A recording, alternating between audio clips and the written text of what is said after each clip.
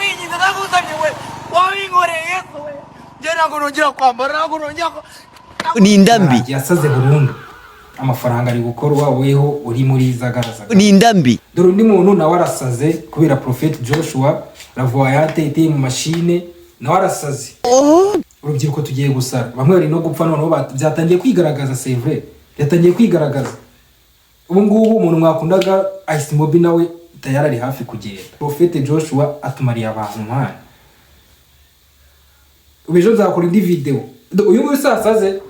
uyu muntu nawe reba umwana arasaze rero ni byanya video bayifasha mu kwimana nirago nongera ntabwo ndibwamba ari gukora ariko byarangiye asaze burundu Prophet Joshua ndagusabye Yesu we Prophet Joshua ndagusabye kuko aya mafaranga nanjye wayama Yesu we naye ndi umucaca ndagusabye nawe uri kureba iyi video wafashije ko kikamugera ndakwinginze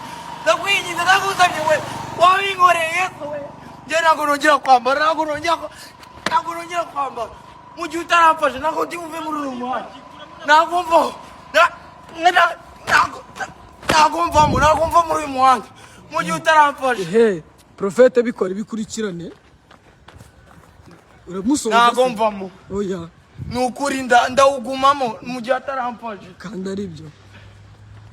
abantu bose njye nabibabwira bamfashe Prophet iyi video uyibone